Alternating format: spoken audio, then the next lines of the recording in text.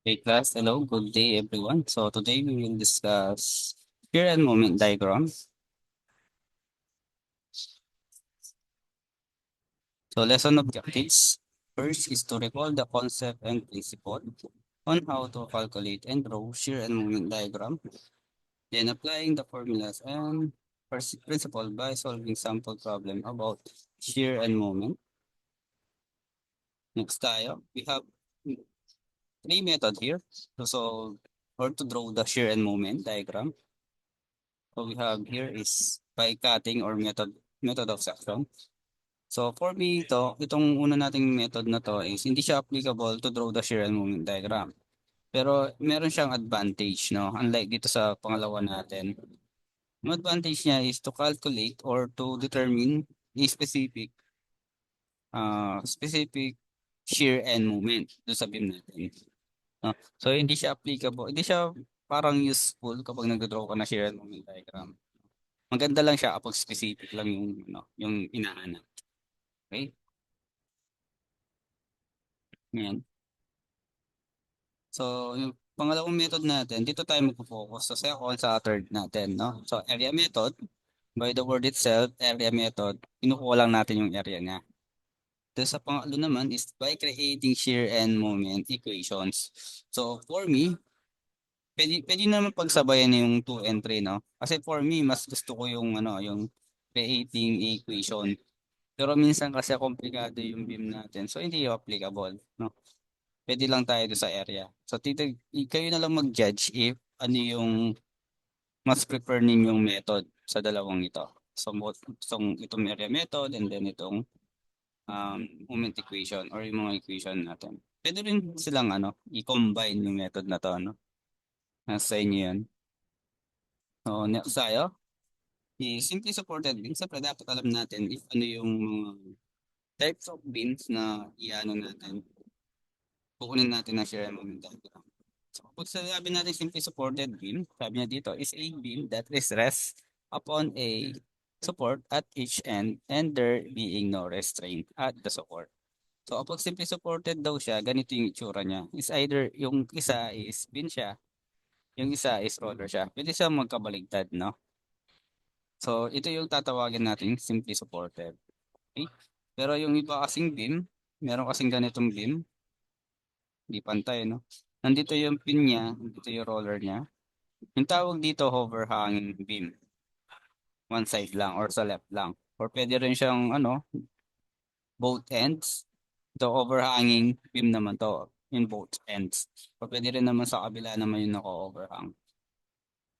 Yan. So yung tawag dito sa mga to is overhanging beam. Iba si simply supported kay overhanging. Overhanging beam.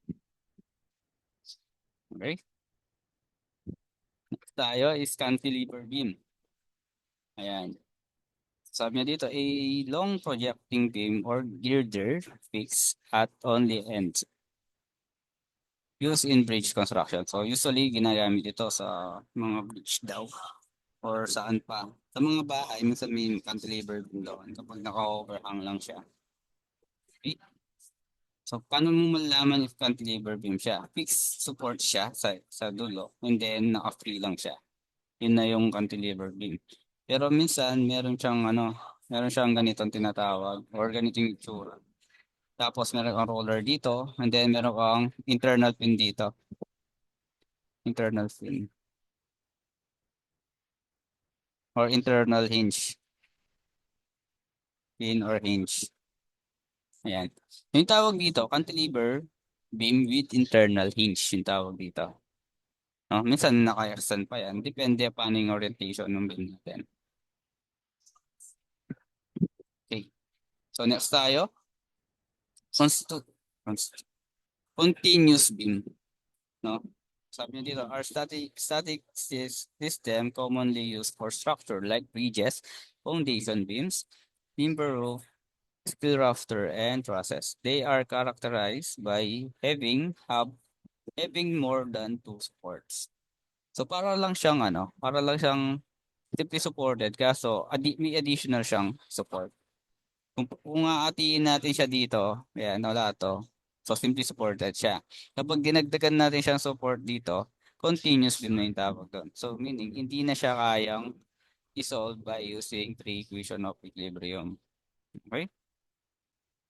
So, punta muna tayo sa types of support kasi kailangan natin ma-recall itong mga types of support para makapag-draw tayo ng shear and moment diagram. So, meron tayo dito point load or tinatawag natin siyang concentrated load. So, sa word itself, point load lang talaga, no? And then, ito yung mga unit niya. Pag metric is kilonewton and newton. Kapag imperial or English units, we have pounds and kilopounds. Okay, next tayo is uniformly distributed load or yung tinatawag natin siyang UDL. Yung unit ng load natin dito is kilonewton per meter or newton per meter or pounds per feet or kilopound per feet kapag English naman. Okay? So per meter siya, no? So parang madami lang siyang point load sa buong span na 'yon. Point load lahat 'yan. Kaya tinawag siyang uniformly distributed load. Then over tayo, yung area niya, ito 'yon. WL or base times height lang. Kung yung height natin is W and then yung base natin is L or length lang. Then magiging siyang point load. Yung point load na 'yon is mag-aakyat sa gitna. So yung centroid niya is L over 2.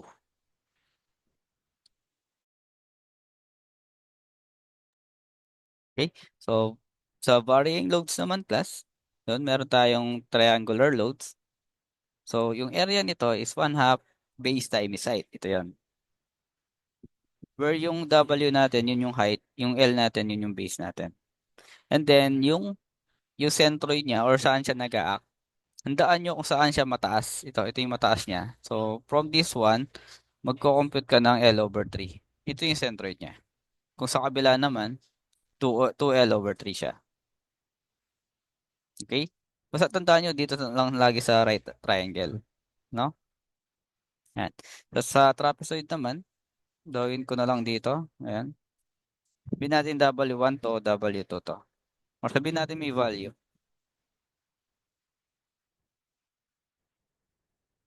May ano yan, value. 20 tsaka 30. Ngayon, may dalawang way to. No? Yung una is gagawin mo siyang dalawang triangle. Ayan. May triangle tayo dito, may triangle tayo dito. And then, apply lang natin yung concept ni triangular loads. Yung pangalawang approach naman dito is gawin natin siyang rectangle and triangle. So itong height nito is 20 niyan, itong height nito is 30 minus 20 is 10. So may isang triangle and then may isang rectangle.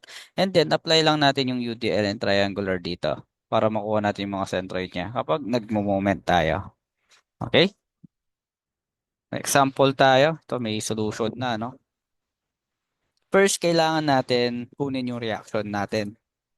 So I think marunong na kayong kumuha ng reaction, no? Sa ano natin, doon sa mga previous subject nyo, previous topic natin. Kayang-kaya na to. Yung equilibrium of a rigid bodies, kung natatandaan yan. And then, itong tinuturo niya dito class is ano to, method of, tawag dito, section by equations. Itong third topic natin, ito. Or the third method natin, ito yan. By creating shear and moment equation.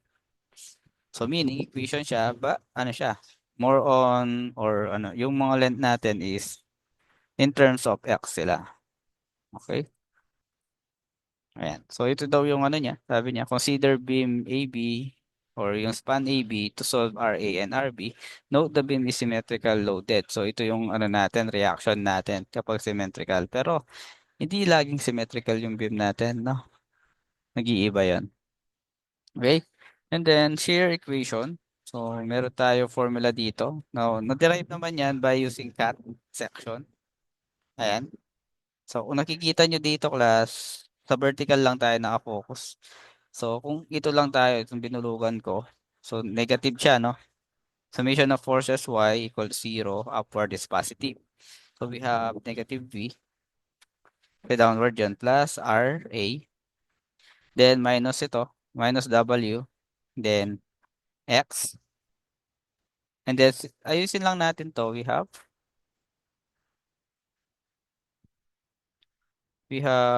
V equal to RA minus WX. Where yung RA natin, ito yon, ito yon yung RA natin. Kaya nag-derive siya dito.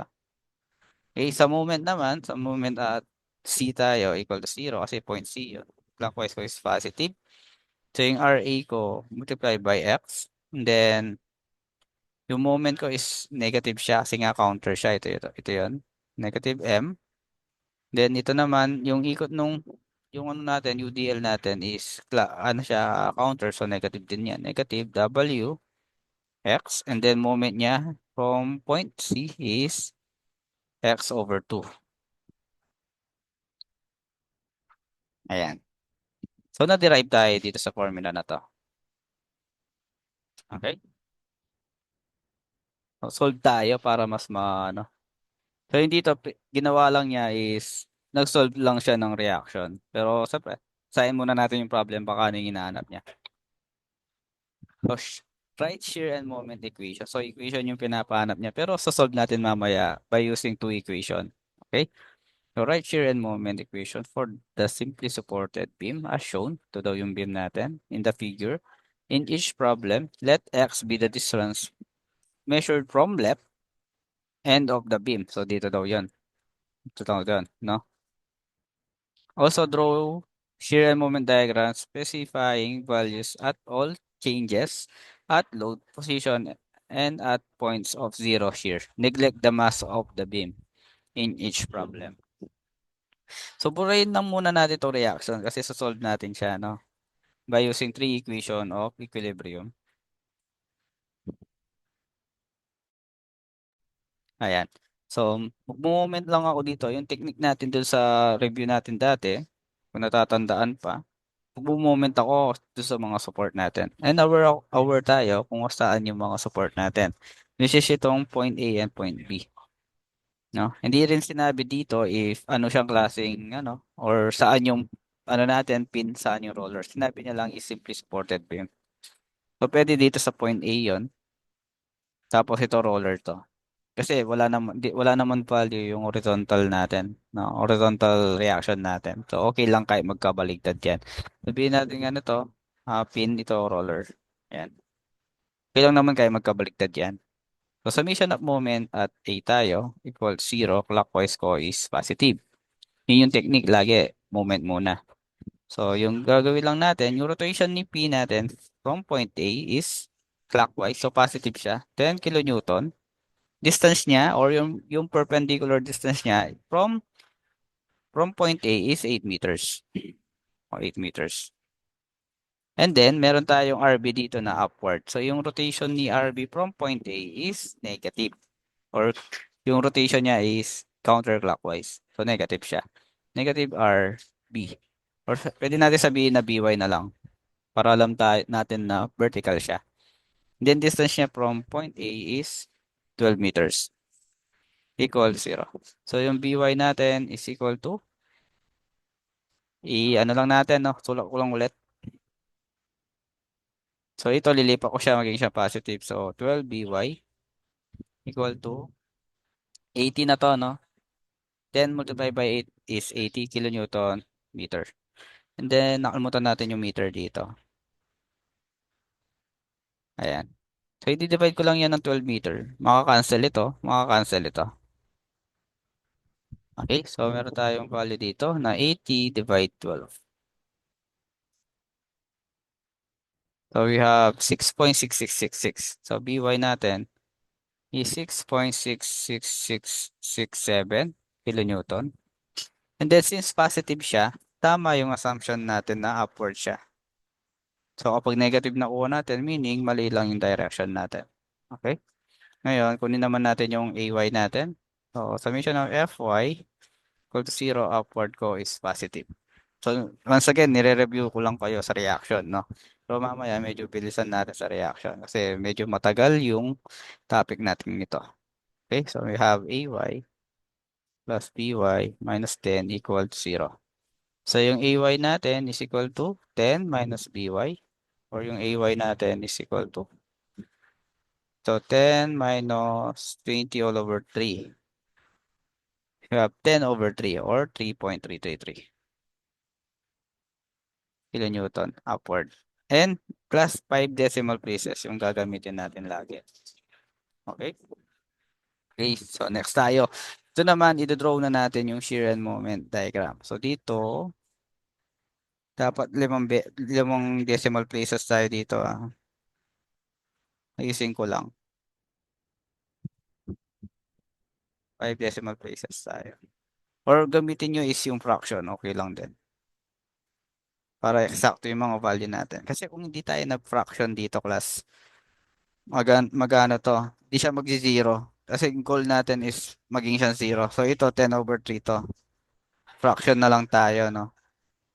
Para walang discrepancy. Ito is 20/3. Ayan. So una, gamitin natin is yung area method muna. Siyempre yun yung madali dito. For me kasi alam ko na kung paano yung madali sa problem natin. So dito mag-area method tayo. Method. Then, paste ko muna itong slide na to para mamaya magamit natin for section naman. So ito palitan ko to section. Second page natin, no? Second page, section method or equation. Yan. So punta muna tayo sa area method. The word itself, area method, kumukuha lang tayo ng mga area. No? And then dagdag ko lang pala class. Dito, balik pala tayo dito. May kulang. Kapag nag-draw tayo ng shear and moment diagram, tandaan nyo, kapag point load siya, yung next yung diagram is 0 degree. No? 0 degree lang. So magiging siyang triangle, rectangle nun, no? And then, after, kasunod nun is 1 degree na siya. So dito naman sa UDL, kapag sa susunod niyang diagram is magiging siyang 1 degree and then 2 degree. Triangle naman, ito 1 degree na to, siyang 2 degree and then 3 degree. Importante yan na dapat alam ninyo yan. Kasi habang lumilipat ka ng diagram, dito, kunyari ito load diagram to, ito shear diagram, VD, then moment diagram. Habang lumilipat ka ng diagram, dumadagdag yung yung degree niya. Okay? Since ito is point load lang tayo, mag-i-start siya niyan is 0. Kapag lilipat ito ng diagram, mag-start siya sa 0 degree or yung straight line. Okay? Yan. So punta tayo dito. Sabi niya dito, by area method, titignan lang natin yung load diagram kapag dinodraw natin yung shear diagram. Kapag naman dinodraw natin yung moment diagram, tinitignan natin yung shear diagram tsaka yung load diagram. Na pareho natin siya ng tinitignan kapag sa moment diagram. Kapag ulitin ko, meron tayong load diagram dito. Kapag dinodraw natin yung shear diagram, itong PD, tinitignan natin ito, load diagram. Kapag naman moment diagram naman, tinitignan natin itong load diagram and shear diagram. And then yung drawing ni moment diagram, nagbe-base siya sa shear diagram. Si shear diagram, nagbe-base siya kay load diagram. Okay? So area method, gagawin lang natin, kukulang tayo ng area dito. Since yung beam natin, wala siyang UDL, wala siyang rectangle, no? Wala rin siya triangle. Wala tayong kukunin yung area dito. No? Gagawin lang natin, titignan lang natin yung mga direction nila. Since itong RE natin, pataas siya. So, tataas na siya sa, sa shear. So, 10/3. Okay? Ngayon, sa span AC natin sa load diagram, sabi ko nga kanina, naka-base yung shear diagram kay load diagram. No? So, titignan natin yan yung span AC niya. May load pa. Wala, no? So, magta-travel lang siya. So, 0 degree lang. Okay? So, sabi ko nga kanina, yung point load, kapag lumipat siya ng next diagram yun, magiging 0 degree siya. Tama naman siya. 0 degree siya dito. Okay? So, ngayon, sa point C naman, dun sa load diagram, sa point C, pangit yung drawing ko, ano? Straight ko na lang. Try ko yung straight. Hindi pa rin, no? Pwede na yan. 0 degree. And then sa point C niya, sabi niya, bababa daw siya ng 10. So, tingnan natin yan. 10/3 or 10 over, yung reaction natin, 10/3 pa, upward daw siya. And then sa point C natin is -10. Ayan. Bababa daw siya ng negative 20 all over 3. Ngayon, magta-travel ulit siya from point C to D. Since wala tayong load dito, mag-travel lang siya horizontally. 0 degree yan. And then dito sa point B naman, tataas daw siya ng 20 over 3. So ito rin yung kagandahan sa shear and moment diagram. Kasi malalaman mo if tama yung ginagawa mo as long nang nagsisiro siya or nasasara siya. Kapag hindi siya nagsara, meaning may mali. Yun yun, no? Kung hindi siya nagsara, gawin mo, check mo muna yung reaction kung tama. No? Kasi madalas dun nagkakamali. Okay, next diagram tayo. Yan, dito napapasok yung area method. Kasi nga may mga sheet na tayo, no? Ngayon, kunin natin yung area nito, including their sign. Or sabihin mo na lang lahat ng nasa taas is positive. Lahat ng nasa baba is negative. Yun na lang. Kasi dito nakalitaw naman negative siya kasi nasa ilalim siya. Ito positive siya, nasa taas siya. So, kukunin lang natin yung area nito. Kaya tinawag siyang area method. So, 10 all over 3 multiply by 8. So, ilan to? 80 all over 3. Ayan. Dito naman, multiply din natin siya. Negative 20 all over 3 multiply by 4. Or equal to negative 80 all over 3. Ngayon, pwede natin siyang i-try. I-draw lang. No? And then, pinag-a-add lang natin sila. Add and minus lang. So, dito, sa span na to, itong span A and C na to, then B. Span AC muna tayo. Since nasa taas siya, and then sa load diagram natin, wala siyang moment. So sa load diagram natin, wala siyang ambag do sa moment. Pero kung may ano dito, moment na ganyan, may ambag to dito sa moment diagram natin, no? Pero since wala siyang moment diagram sa load, skip natin yung load diagram. Punta tayo sa shear diagram. So, check lang natin dito yung positive. So dito niyan, from dito sa 0, sabi niya aangat daw siya ng 80 over 30. 80 over 3, no?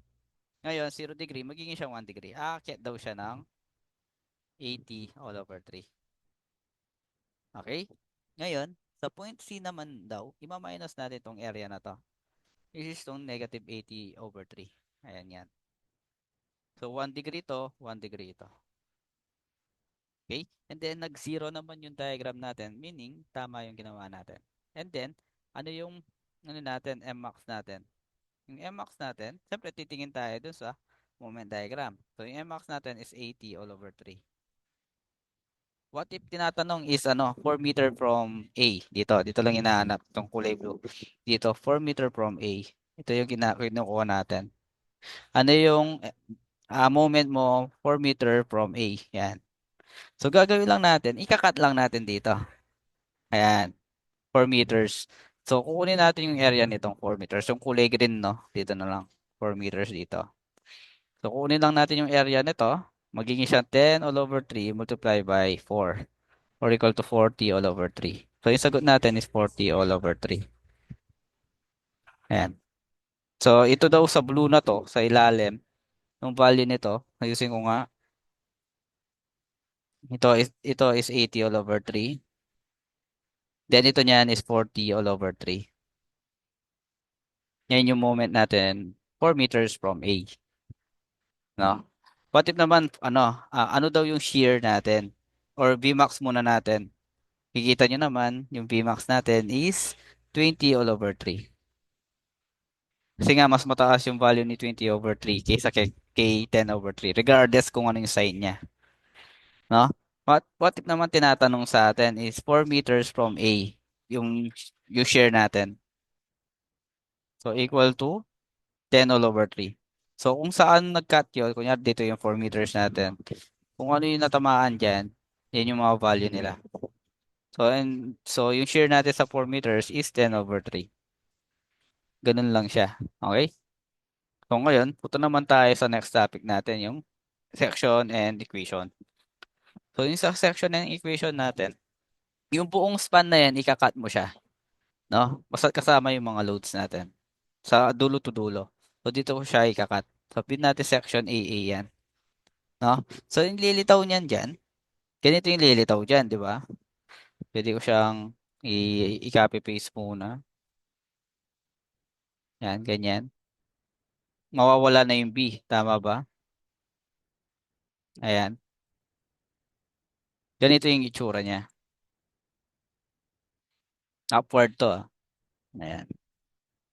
Ngayon, may lilitaw daw dyan. Shear na V, na vertical, then moment. Ngayon, gagawa tayo ng equation dyan. No? So, summation of moment at AA equal to 0 clockwise ko is positive. Okay?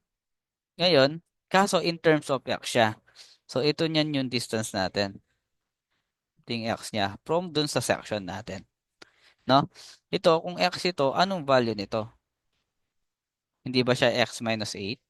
Ima-minus natin yung 8 na to. Ayan. Ngayon, imo-moment natin siya dito sa point AA. No? Dito tayo magmo-moment. So, dito niyan, yung ikot niya is clockwise. So, 10 all over 3 x. And then, itong 10 natin, minus siya kasi nga counterclockwise siya. Minus 10. Then, distance niya is x minus 8. Ayan. And then, mahalaga rin yung malaman nyo, dapat ano siya, less than or equal siya dito. Hindi siya open close parenthesis. Mamaya sasabihin ko anong purpose niyan. Okay? And then, ito minus m equal to 0. So, yung m natin is equal to 10 all over 3 x minus 10 x minus 8. So, meron na tayong equation for moment. Ngayon, punta naman tayo sa shear. Sa shear naman, summation of forces y equal to 0. Upward ko is positive. Okay? And then, our din pa, going back pala dito sa moment natin. Paano natin i-check, no? Going back dito. So, our tayo, yung point load. Yung point load natin, kapag pumunta siya sa shear, is 0 degree. Kapag pumunta siya sa moment niyan, is magiging siyang 1 degree. So, lumilitaw naman, naka 1 degree sila. Ayan. Kasi nga, point load mga yan. No? Ngayon yan, kapag nag-create tayo sa shear niyan, meron din silang location. And then, meron din silang degree. Dapat naka-raise to 0 degree niyan sila kasi nga point load siya. Okay? So, ngayon, summation of forces x, y tayo. Summation of forces y equals 0. Upward is positive. Yung limits natin pala, nakalimutan natin. So, 0 to x to 12 lang. Kasi yung buong span yan. No? Ayan. Pati dito sa moment. Ngayon, paano yung mga equation natin? We have 10. Kasi nga upward yan, 10 all over 3. Kaso yung location niya saan? So, x minus 0. Kasi nga, yung reference natin dito is A. So, dito siya nakalocate sa 0. No? And then, naka-raise to 0 to. Kasi nga, 0 degree siya. Okay? Then, yung 10 natin, minus 10. X minus, yung location niya is 8. Yan, dito, nakita nyo naman 8 siya. Kaya x minus 8 yung location niya. Ano pa? Minus v na, equal to 0. So, yung equation natin, v equal to 10 all over 3, x minus 0 raised to 0. And then, take note, naka-raised to 0 din yun, ah. Minus 10, x minus 8 raised to 0. So, meron na tayong pangalawang equation and then first equation. Ayan. So, ulitin class. May advantage and disadvantage yung area method tsaka yung section equation natin. No? Depende na lang sa inyo kung paano niyo sila gamitin. Okay? So, punta muna tayo dito sa shear. No? Sa shear tayo. So, gawin ko lang, lagay ko lang dito. 10 all over 3 x minus 0 raised to 0, di ba? Then minus 10 x minus 8 raised to 0. Kaso class, kung ika-calculator nyo lang ito without knowing the concept, magkakamali kayo. No? Yung mas maganda kasi dito, yes, nakatype muna siya, no? Nakatype muna siya. Pero magkakamali kayo dito kung hindi nyo alam yung concept. Paano yung concept nito? Itong purpose nitong ano no, itong less than and equal na to, instead of open parenthesis. Tandaan nyo, kapag naglagay tayo ng value dito, kapag naging negative siya, meaning ika-cancel natin siya. No, kunya dito tayo sa shear diagram tayo. Okay? So ito yung equation natin. When x is equal to 0, what is the value of shear? So lalagay ko lang dito 0, 0. So meaning nag-zero lahat sila. Tama ba? Except dito. Dito sa una na to. Kasi nga, 0 minus 0 raised to 0. Any number raised to 0 is equal to 1. Tandaan nyo yun, no? Ito niyan, magiging 1 to. Magiging 1 ito. 1 yan to. Ito naman, makakancel siya kasi nga naka-negative 8 siya. No? Kahit nasabihin mo ng ano, negative 8, sabihin mo ng negative 8 raised to 0, 1 siya, di ba? Pero yung purpose ng may open close parenthesis na yon, less than or equal na, less than and greater than na sign na yon, is para malocate natin kung nasaan siya. No? Pero dito nakalagay is 1 siya. So, ine-neglect lang natin yan. Dapat 0 dapat to. Kasi nga, nag-x equal to 0 tayo. And then, negative yung nakuha niya. So, ano yung magiging value niyan? Ang sabi niya daw, kapag x equal to 0, makakancel ito, magiging 1 ito. So, yung share natin yan is, aakyat siya ng 10 all over 3. Okay? O, ano pa yung point natin dito sa C? No? Sa C naman.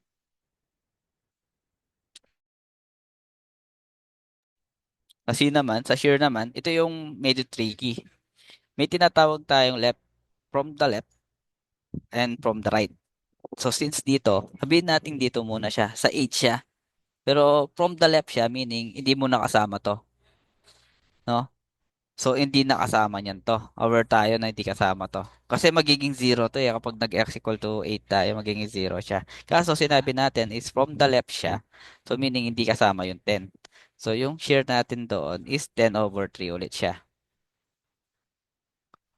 Okay? From the right naman class, gagawin natin. From the right, so magiging 8 na to. And then ito 8 din to. So, ito magiging 0 raised to 0 siya. So, magiging 1 ito. Ito magiging 1 din to. Okay? O, burahin ko muna to. So, gagawin ko lang, ika-calculator ko lang yan. Yung kanina, no? Ayan. So, 10 all over 3. Then, aware ko naging 1 siya. Then, minus 10. And then, aware ako naging 1 ito. Kasi nga dun sa rule natin. No? So, enter ko lang. So, nasa from the right niyan is negative 20 over 3 siya. Ito yan siya. Negative 20 all over 3. Ito yung from the left. Ito yung from the right natin. No? Ayan. And then, yung equation yan natin dito, ayan, kapag yung share natin is equal to 12, so lagay ko lang dito 12, then 12 ito. Ito magiging siyang 4, no? Raised to 0. So, hindi siya negative. So, kasama na siya. So, magiging 1 siya. Ayan. So, dito siya pupunta. Then, aware ako na may reaction ako dito. So, aakyat lang siya. So, 0 degree yan. So, ano mas madali? Yung area method or ito? Siyempre, dito sa problem na to, mas madaling area method. Pero sa ibang problem, mas madali si section. Okay? So, punta naman tayo sa moment. So, ngayon, tatype ko na yung moment, no? So, 10 all over 3, then x minus 10, x minus 8. And then, 1 degree yan. Over tayo, 1 degree mga yan. Ngayon, mag-ano lang tayo, magkakalk lang tayo. Anong value ni x ko? 0. So, yung moment ko dito, dapat 0. Kaso, lumitaw, di ba, 80 siya. Bakit? Kasi nga, itong x na to, magiging siyang 0. Itong x na to magiging 0, kaso negative siya. So, alam naman natin lahat ng nagiging negative dun sa less than and greater than is dapat magiging 0 sila kapag naging negative yung buo doon. So, dapat ito yun. I-delete lang natin, calc lang natin 0. So, yung value natin is 0. Nandito. Okay? What if naman, ginawa natin is ito. Tawag dito. Itong 10 or itong 8 meters or x equal to 8 meters. So, lagay ko lang dito 10 x minus 8. So, ikakalko lang yan. When x equal to 8 ko, 80 over 3 siya. So, ito pa rin yung value niya. 80 all over 3. Ayan. No? What if naman, when x is equal to 12 naman. So, ikakalk ko 12 naman kasi sa dulo na siya. So, 0 siya niyan. Ayan. 1 degree, 1 degree. Paano naman yung kanina, yung 4 meters dito? Di ba may kinuha tayo kanina dito, 4 meters? No, kasi sagot natin kanina, 40/3, tsaka yung 10/3, no? So, sa moment muna tayo, ito yung equation natin. Ngayon, 4 siya, over tayo, negative 4 siya. So, didelete ko na muna to. Yan, i-call ko 4. So, 40/3. Okay? So, punta naman tayo sa shear naman. Dito tayo, sa shear. So, lalagay ko dito 4. So, positive siya. So, pasok siya. So, dito naman, 4 siya. So, negative 4 siya. So, ano siya? Mawawala siya. So, yung sagot natin dito niyan is 10/3. So, dito tayo. 10/3. Ayan. So, ganun yung ano natin, yung pangalawang method natin. Okay? So, problem number 2 tayo. Kabaligtad sila. Ayan. So, problem number 2 tayo. So, first, kukunin muna natin yung equation natin or yung mga reaction natin. Reaction natin, no? Mag-moment ako dito sa A. Moment at A equals 0, clockwise is positive. So, lilitaw dito is yung BY and then yung AY dito. So, mawawala yung AY natin. So, we have yung new DL yung mag-a-act dito sa point A, no? Kaso clockwise yung ikot niya. So, positive 20 kilonewton per meter multiplied by 5 meters multiplied by 2.5 meters. Then, yung rotation niya nung point B natin or yung reaction B natin is counterclockwise siya. So, BY, then 10 meters equal to 0. So, BY, 10 meter is equal to 20 times 5 times 2.5. So, we have 250 here. 50 kilonewton per meter or meter. Then, divide daw dati siya ng 10. So, we have BY is equal to 10 kilonewton. Upward. Ay, 25. Sorry. 25 kilonewton upward. Yan. Ngayon, summation of forces Y tayo equals 0. Upward ko is positive. We have here AY plus BY minus 20 kilonewton per meter multiplied by 5 meter. Kasi kukunin lang natin yung area niyan, no? Ayan. So, we have 20 multiplied by 5. So, 100. So, AY is equal to 100 kilonewton minus BY or equal to 100 minus 25. So, yung AY natin is equal to 75 kilonewton upward. Ngayon, draw natin yung ano natin, no? Yung shear and moment diagram natin.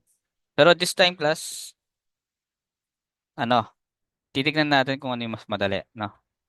Pero sige, solve na natin pareho para sanay. Pero kapag nagsosolve kayo, isa lang dapat, no? Ayan. So, lagay lang nakalagay na yung reaction natin dito. By area tayo. Ayan. So, anong area nitong rectangle, di ba? 20 multiply by 5 equal to 100 yan. Mamaya gagamitin natin yan, no? So, sa point A daw, aakyat siya na 75. Ayan. And then, from point A to C, mababawasan daw siya ng 100. So, 75 minus 100. So, negative 25. Okay. And then, magta-travel daw siya from C to D. Ayan yan. 25 din to. Ayan. Ang problema dito niyan, class, 1 degree to. Problema niyan dito, di natin alam yung distance nito. Pero makukuha natin yan by using similar triangle. So, x ito is 5 minus x. Kasi nga itong buong ito is 5 meters siya. Okay, by using similar triangle, we have x all over 75 is equal to 5 minus x all over negative 25 ba siya? Hindi, no? Lagay niyo is ano, positive siya. Kasi nga kumukuha tayo ng dimension. So, hindi, walang bearing yung ano, yung sign niya kapag kumukuha tayo ng dimension. So, by using calcu or caltech o shift solve, yung tinatawag natin shift solve ito, minus x all over 25. So, shift solve that natin. So, we have x equal to 3.75 meters. Paano kung hindi kayo marunong mag-shift solve? Mano-mano, no? So, yung dito niyan, cross multiply ko lang 25x equal to 75, then 5 minus x. Cross multiply ko lang to. Okay? We have 25x equal to 75 times 5 is 375 minus 75x. So, ililipat ko lang yan, magiging siya 100x equal to 375. So, yung x natin is equal to 3.75. Kasi, move ko lang naman yung decimal niya.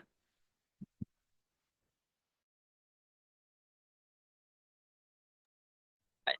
So, meron tayong ano dito, x na 3.75.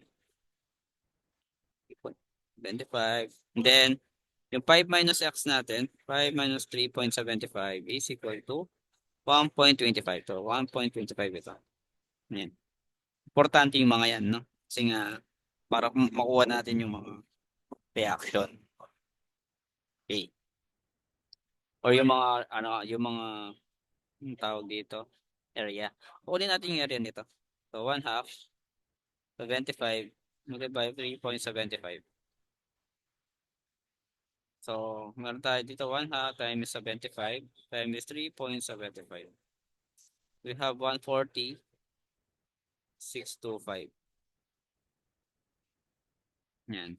Tapos dito naman, 1 half, 25 or negative 25 yan.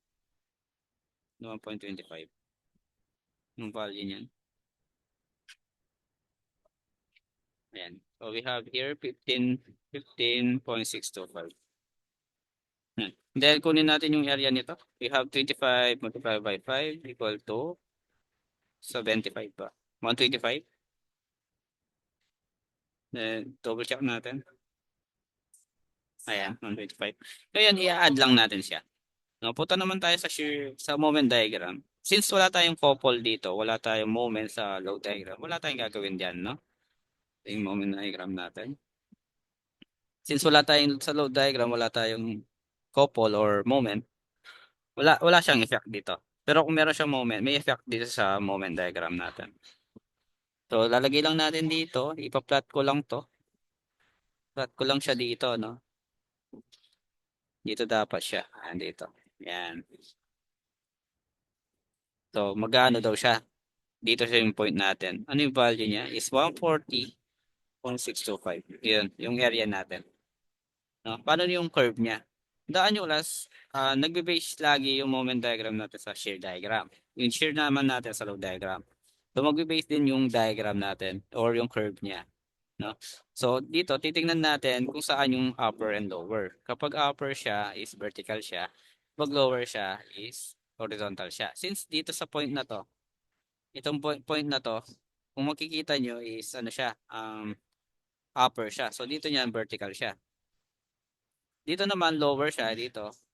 So, meaning horizontal siya. So, pag ganito siya. So, yung curve natin is pag ganito. Yan. No? And then, gagawin lang natin, di ba meron tayong 140.625. 140.625. Ima-minus niyan natin yung itong sa ilalim na to. Itong 15.625. So, 15.625. So, we have 125. So, sabihin natin nandito siya, 125. And then, ganun din ulit yung curve natin.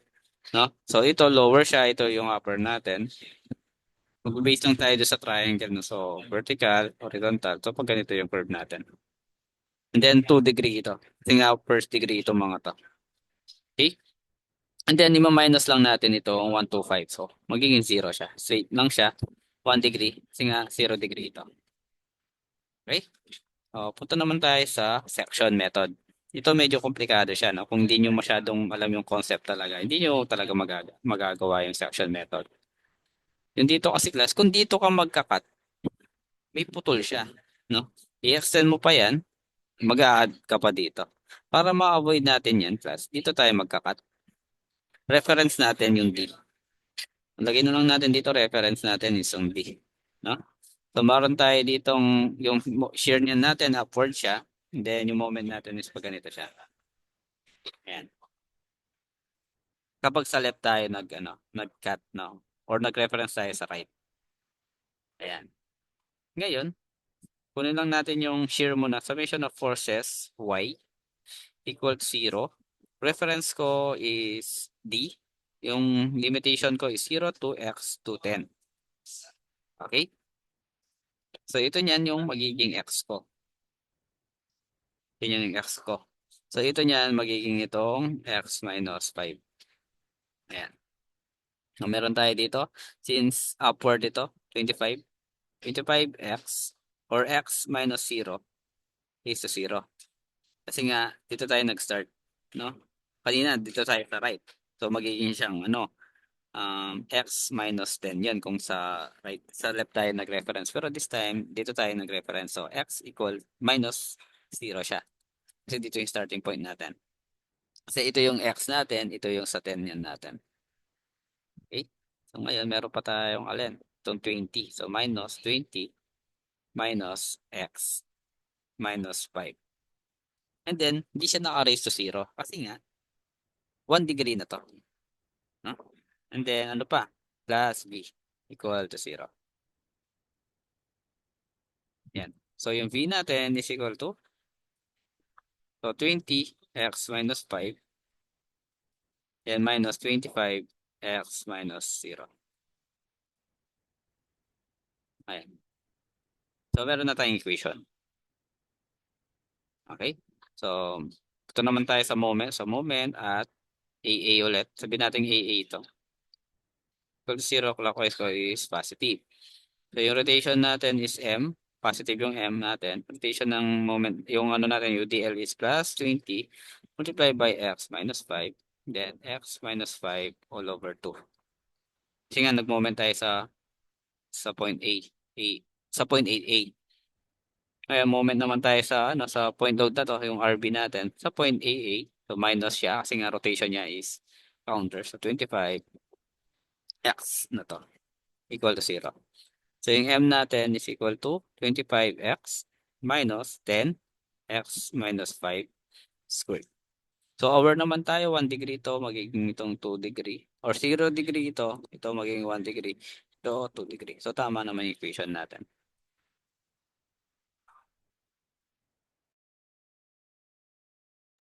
Okay.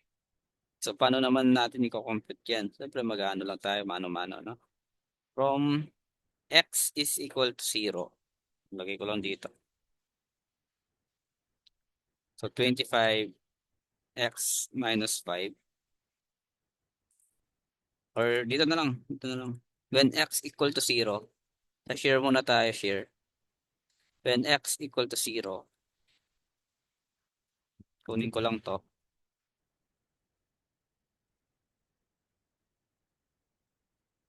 Yung reference natin, tandaan nyo, sa D, ah. Reference natin sa D. So, ayan. So, when x equal to 0, magiging 0 ito. Ito magiging 0 siya or 1. So, yung shear natin doon is, ano siya, negative 25. Nandito siya. Kasi nga, may value to. Negative 25. Okay? Kapag naman, when x equal to ano naman tayo, yung next natin, when x is equal to 5 naman, 5 naman, nandyan na lahat yan. Hmm? Nandyan na lahat yan. Kaso, ito 5 minus 5, magiging 0 din naman siya. So, yung value natin yan is negative 25 ulit. Negative 25 ayan. And then next naman natin, when x is equal to 10 naman. When x equal to 10. Ayan. So ano yung value natin yun? So ito 10, magstay siya. So magiging siyang 20 na. No? So mag-stay ito. So 10 minus 5, hindi siya pala 20. 10 minus 5 is equal to 5. Then ito is 10 minus 0, then raised to 0, 1 pa rin naman to. So meron tayo dito, is 20 multiplied by 5 and then negative 25 multiplied by 1. So we have here 20 multiplied by 5 minus 25. So meron tayo 75. Dito yan. Dito yan. 25. And ano lang natin. Ayan. So ito negative 25 to. Ngayon, and then ano siya, aakyat daw siya ng 75. So tama naman, umakyat siya ng 75, bumaba siya ng 100, and then aakyat siya ng 25. Ngayon, paano natin kukunin yung dimension nito? Ito, yung distance na to. Kaya rin naman. Kaya rin naman kunin yan by using this equation, no? So kunin natin yan yung distance na to or ito. Kaya naman. Ano kasi yung sagot natin kanina dito? 1.25. Kukuha natin yan. No? Aware na, alam natin na yung reference natin sa D. So ito yung equation natin. Okay? So ngayon, i-equate ko lang sa 0 to. Hmm. So yung equation nyo natin dito, equate to 0 lang natin. Then minus 25 na lang po. Kasi nga naka-raise to 0 yan. So try nga natin. So 0, 20 x minus 5. Then minus 25. Then shift solve lang natin. So, meron tayong 6.25. So, yung x daw natin dito is equal to 6.25. Ito yan. Eh, alam ko 5 meters lang to. So, ima-minus ko lang ng 5 to, maging siya 1.25. And then, alam ko 5 din itong buong ito. So, 5 minus 125 is 3.75. So, matosolve natin siya. Okay, kahit sa equation siya. Pero take note class, meron talagang mahirap. Doon sa section, meron din mahirap sa area. Depende sa sitwasyon. Okay? Nandito, di naman natin kailangan to. Kailangan lang natin yung distance. Kasi nga, kung kailangan natin itong 3.75, mag-area method na lang ko. Mabilis na lang nun. Pero since tayo is section tayo by equation, tutuloy natin. Okay? Sa moment naman tayo, meron tayong 25x minus 10x x minus 5 squared. Ito yon, yung equation na to. No? Yan. Ngayon, kunin lang natin. So when x is equal to 0, mawawala to. No? Yung ito, mawawala to. Kaya ito. Kasi nga 0 yung i-multiply natin sa x. So yung moment natin nun is 0 din dito. Tama naman. Ngayon, when x is equal to, sabihin natin 5. Yeah, 5. So 125 yung ano natin, yung moment natin, no? 125 dito. And x is equal to 6.25. 6.25. 6.25. Meron tayong 140 dito. 625. And then when x is equal to 10, 10 naman. So 0 na siya. And then drawing lang natin ito vertical, horizontal, horizontal, vertical. So drawing lang natin na ganyan. Then straight line lang to. And then 2 degree, 2 degree, 1 degree, 1 degree, 0 degree, 0 degree. Okay? So depende kung saan ka nagre-reference. Dito kasi nagre-reference tayo sa D. Depende kasi sa problem natin eh. Okay. So next tayo. Problem 4. So ngayon, class dito is solve lang natin siya by using isang method lang or combination. Okay? So first, solve muna natin yung reaction by using calculator na lang, no? By using calculator, so meron tayong moment at A. So 50 lang to positive plus 20 multiplied by 10. Ito na yun, itong moment ng dalawang ito plus 1.5 multiplied by 15. Yung distance niya from point A, yung kalahati ng 15 is 7.5. Then plus 20. Yan. Equal ko lang. And then, divide ko lang siya ng ilan? Ilan to? 10 plus 10 plus 15 is 35. Divide ko lang siya ng 35. Ayan. So, meron na tayong 24. Double check ko nga. 20 multiplied by 10 plus 15 plus 1.5. 5 plus 15. Then 7.5 plus 20. So, enter ko lang yan. Di-divide ko lang siya ng 35. So, ito talaga yung nakuha natin. No? Eh, di pa na naman.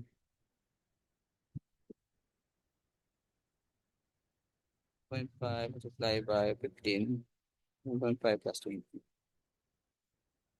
So, ito na yung nakuha natin. Divide natin 35. Oh, ito talaga. No?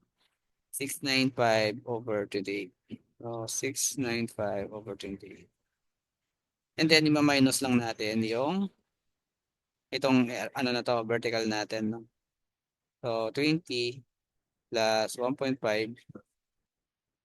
multiply by 15 minus natin yung 695 all over 20. Meron tayong 495 all over 28.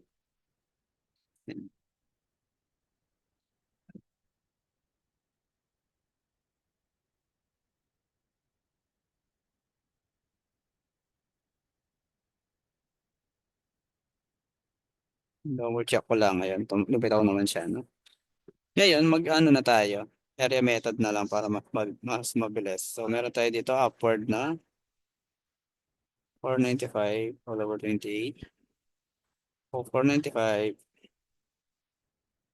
over 28. Ima-minus niyan natin. Mag-travel muna siya sa from point A and point B. Nang wala. Minus natin yung 20. So, meron tayo dito, negative 65 all over 28. Then, travel ulit. Yan. Then, 1.5 multiply by 15. Ilan to? 1.5 multiply by 15 is 22.5. Balik tayo dito. Ito yung negative 65 over 28. Minus lang natin yung 22.5. Ayan. So, meron tayo dito. Negative 695 all over 28. Ayan. Ngayon, kunin natin yung mga area. Ito, area nito. Multiply by 10 lang to, no? O, 495 all over 28. Multiply by 10.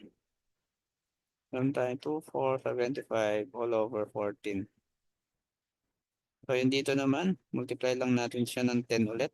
So, 650 over 28 na lang. Yan. Times 10 lang naman to, no? Then, itong area na to, by using trapezoid formula. 1/2 base 1 plus base 2. Then, height.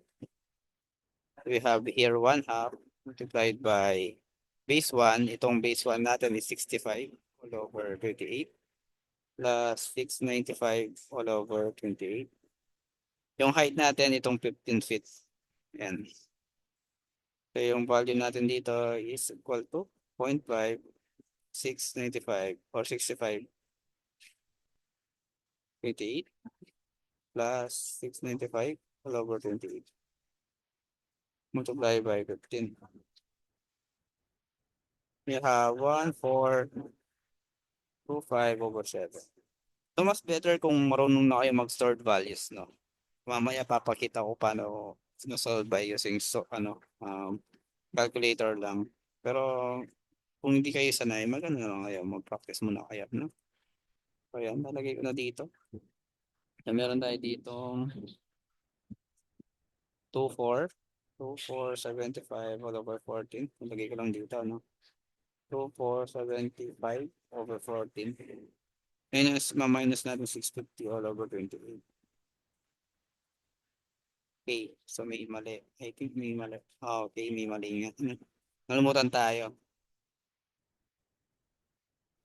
Okay, so yung drawing natin di kasya, kaya inayos ko. Ayan. So dito nga, di ba nga sabi ko kanina, may pakinabang si root diagram kapag may couple siya. Napapansin nyo, meron tayong couple dito. So clockwise siya, so meaning aakyat siya doon. So sa point na to, from span AB natin, ito yun, aakyat daw siya ng 2475 all over 14. Ngayon sa point B, aakyat daw siya ng 50. So 2475 all over 14 plus 50. What we have here, 3175 all over 14. Ayan, ima-minus ko na yung 650 all over 20. Ayan, tingin ko lang siya. So, itong 14, 25 all over 7. And then, ima-minus ko na itong area na to. So, nag-zero siya. Straight lahat yan. Hindi siya straight. Dito kasi ano siya, 1 degree na to. So, dito magiging siya 2 degree niyan. Kasi ito 0 degree, 0 degree, 1 degree, 1 degree. So, dito niyan magiging siya 2 degree. So, lower to, so horizontal siya. Then, upper to, so vertical siya. So, ganyan yung curve natin. 0, 2 degree. So, importante yung mga degree na yan, no, class? Isa nagkakamali talaga tayo. Paano naman kung paano naman kung sinasabi kong calculator lang? Siyempre, una, magpa-compute ka muna ng reaction. Sabihin natin na-compute ko na siya, no? 7.5 plus 20. Divide. Yung mali. 20 multiplied by 10 plus 50 plus 1.5 multiplied by 15 multiplied by 7.5 plus 20. Yan. Tapos, divide to. And alam ko, ito yung sa point D. So, lagay ko muna siya sa letter B ko, no? Kasi dalawa lang naman reaction ko. Ngayon, ima-minus ko itong 20 minus 1.5 multiplied by 15. Tapos, negative na nakalagay dyan. Ililipat ko siya sa equation negative 1. So, store ko ito sa letter A. Ngayon, para ma-compute ko itong mga to, so A ko muna, aware ako na, parang ini-imagine ko muna siya. No? So, A natin, and then minus 20. Ito yan, negative 65. 65 over 28. Tama naman, ito yan. And then, meron tayo dito, minus 1.5 multiplied by 15. Meron tayong dito. And then, plus B. So, 0 na siya. No? Paano naman sa moment? Siyempre, dapat nasulat, na-drawing mo na to. No? Drawing mo na. Gawin lang natin A multiplied by 10. Ito na yun. And then, plus natin yung 50. Ito na yun. Dito. And then, ano pa? Ma-minus natin. Minus natin yung 65 all over 28 multiplied by 10. And then, siyempre, ma-minus na natin itong area na to. Minus 1/2, then 15, and then 65 over 28, plus 695 all over 28. So, 0 na siya. Okay, so kung na-practice talaga kayo, kayang-kaya nyo gawin to. Kaso, dapat dinodrawing nyo pa rin siya. Okay, last problem tayo. Ito is cantilever beam to, no? Kasi nga, naka-fix siya and then naka-overhang siya. So, cantilever beam to. So, magkukuha tayo ng reaction. Ito yung reaction niya. Vertical and then moment. Yung horizontal, di ko na kukunin kasi nga 0 lang naman yan. No? So, yung moment natin and then ito yung shear natin. Kunin lang natin by using three equation of equilibrium. So, 75 minus 75 or sulat ko na dito. Summation of moment or summation of forces y equals 0. Upward ko is positive. We have B here or A, y na lang to. Then MA to. Ayan. So yung AY natin is positive minus 75 minus 25 multiplied by 0 equal to 0. So AY natin is equal to 75 plus 25 multiplied by 6 equal to 255. 225. So 225 daw. Summation of moment naman tayo sa A equal to 0. Clockwise is positive. So meron tayo dito negative MA. Then plus 75 multiplied by 6 meter plus 25 multiplied by 6 multiplied by 3 plus 12 equal to 0. So yung MA natin is equal to. Once again class, ano lang to review lang tayo. Kasi nga, or practice lang tayo para bumilis tayo ng konti. Meron tayong 2,700. Tama ba to?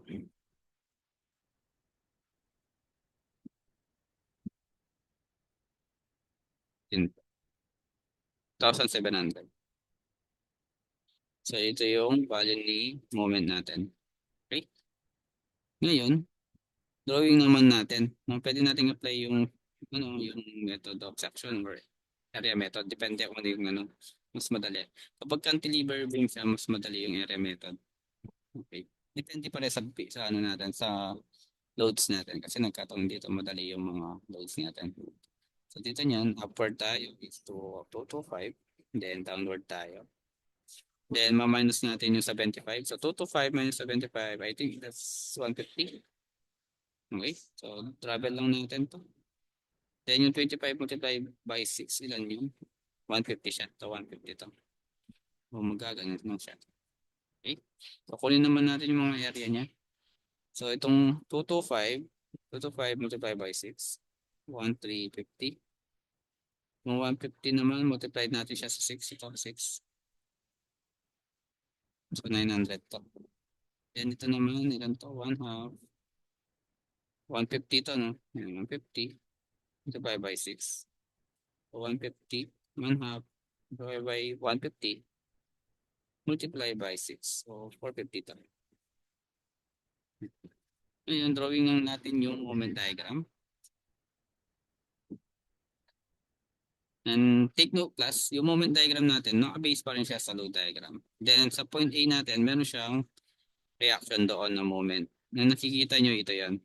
So, since counter siya, negative siya. So, pababa to. 27 to. Pababa to. Negative 27.